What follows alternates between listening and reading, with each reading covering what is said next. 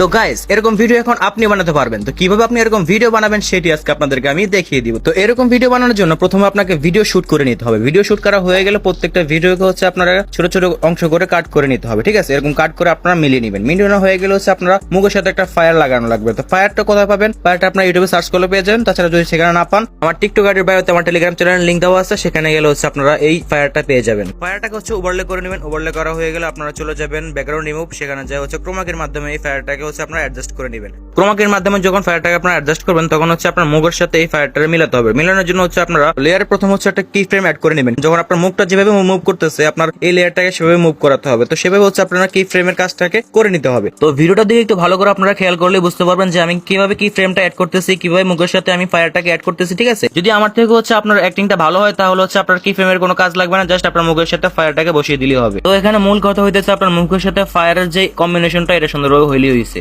তো আমাদের এখানে কাজ হয়ে গেলে আমরা চলে যাবো ভিডিও শুরুতে, সেখানে গিয়ে হচ্ছে আমরা ইফেক্টসে চলে যাবো। ইফেক্টসে গিয়ে বডি ইফেক্টে যাবো, সেখান থেকে হচ্ছে আমরা গ্লোয়িং ডাবলস যে ইফেক্টসটা আছে ওইটা আমরা লাগিয়ে নেবো, ঠিক আছে? ভিডিওর সাথে এটা অ্যাডজাস্ট করলে আমাদের কাজ এটা মোটামুটি শেষ হয়ে যাবে। তো এরপর হচ্ছে এখানে আপনারা প্রথমে একটা কি ফ্রেম অ্যাড করবেন, লাস্টে একটা কি ফ্রেম অ্যাড করে এটাকে জুম করে দিবেন, ঠিক আছে? জুম করে দিলে হচ্ছে আপনার ভিডিওটা একটু আকর্ষণীয় হবে। তো আপনার ভিডিওর সাথে এটা অবশ্যই লাগিয়ে নেবেন। এরপর হচ্ছে আপনারা চলে যাবেন ইফেক্টসে গিয়ে হচ্ছে আপনারা চলে যাবেন লাইটিং ইফেক্টস, সেখানে গিয়ে হচ্ছে ড্রিমি গ্লো এটাকে হচ্ছে আপনারা ভিডিওর সাথে একদম অ্যাডজাস্ট করে, ঠিক আছে, লাগিয়ে নেবেন। এটা লাগালে হচ্ছে আপনার ভিডিওর কোয়ালিটি একটু ভালো লাগবে। তো এটাকে অ্যাডজাস্ট করে ভিডিওর সাথে সম্পূর্ণ একদম ফুল ভিডিওর সাথে আপনার লাগিয়ে নিতে হবে। তো এরপর হইতেছে ভিডিওটাকে 1080p দিয়ে এক্সপোর্ট করে ফেলবেন। ভিডিও এক্সপোর্ট করা হয়ে গেলে আপনারা চলে যাবেন সরাসরি টিকটকে, সেখানে গিয়ে সার্চ করবেন রাশিয়ান বান্দানা, সেখান থেকে হচ্ছে টেমপ্লেটের ভিতরে হচ্ছে আপনার ভিডিও ঢুকিয়ে নেবেন। তো এটাকে আপনারা এখান থেকে হচ্ছে এই কঙ্কালের মাথাটা লাগিয়ে নেবেন, ঠিক আছে? কঙ্কালের মাথাটা লাগানো হয়ে গেলে এখান থেকে জাস্ট আপনারা 1080p দিয়ে এখান থেকে হচ্ছে এক্সপোর্ট করে ফেলুন। ভিডিওটা এক্সপোর্ট করা হয়ে গেলে সেই ভিডিওটাকে হচ্ছে আপনারা ক্যাপকাটের ভিতরে আবারও ঢুকিয়ে নেবেন। তো এখন হচ্ছে আমরা এই ভিডিওতে ব্যাকগ্রাউন্ড মিউজিক অ্যাড করব। তো যেহেতু আমার কাছে আগে থেকে ব্যাকগ্রাউন্ড মিউজিক ছিল, তো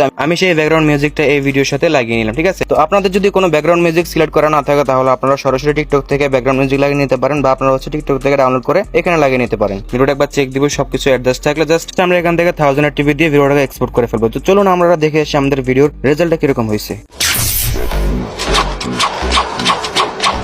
Fire style, fire one jutsu!